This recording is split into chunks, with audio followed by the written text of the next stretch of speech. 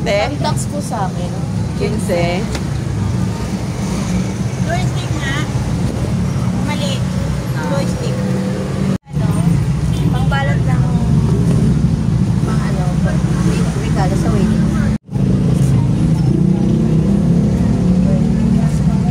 String mark. String ng 80 ito. Ano? Black pepper. Ay, magkano ba yung pera mo? 50 lang ata. Magkano yung black pepper nito? 10. Andong kuya sa kabilang group. Hindi ko alam may tsura lang. Hindi, punta ka doon. Tuturo ko sa iyo. O, sukle. Son. Wala isang color. Ayan yung color niya sa laban. Dito sa dulo kuya, yung mahaba dyan. Oo. Galing. So, magkano ito? Then, okay na yung isa din. Ganito rin.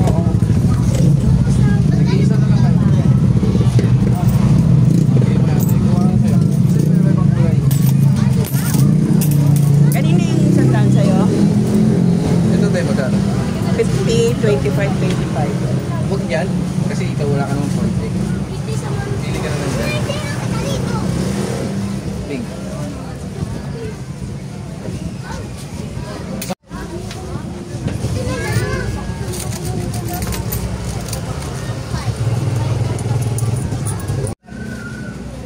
Ayan, nakita nyo kung paano yung ating mga customer dyan. Maya may customer, di tayo nawawalan. Kaya kapag tindera ka, gaya namin talagang ang sarap magtinda kapag ganun karami yung mga bumibili sa'yo. Hindi ka talaga mabuboring, hindi ka maiinip. Kaya talagang tayo ay masipag magtinda, tayo ay matyaga, kasi nga hindi tayo zero. Lagi tayong may customer dyan. Tignan nyo kung ano yung mga binibili. Karamihan dyan, mga ball pens. Dito kasi sa kabilang side, nandito lahat ng aking mabibiling items. Sa kabilang side naman kasi yung mga laruan, mga notebook, papel.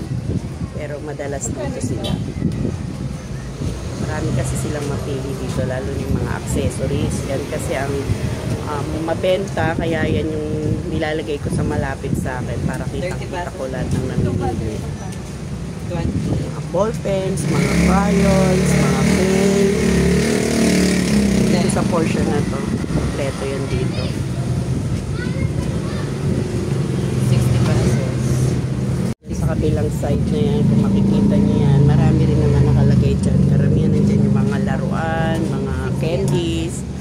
Dito naman naka-focus yung aking tindera. Ako dito lang ako nakaupo. Upo lang tayo dito. Abot lang tayo ng abot ng bayad.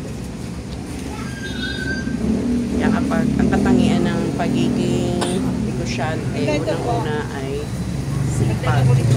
60 to, tapos dagdagan kami. Magkano lahat sa kanya, Son? Katangian ng pagiging tindera or ikaw ang business owner, unang-una sipag, tiyaga at diskarte. Yan, tatlo na yan. Or determinasyon, kailangan niyang apat na yan, taglay-taglay mo para talagang tumagal at umasenso ang iyong tindahan, ang iyong negosyo. Kasi kung yan, magkukulang ng isa. Halimbawa, meron ka lang sipag, wala ka naman tiyaga. So, wala din yan. Tapos, wala kang determinasyon. Parang hindi mo siya hilig.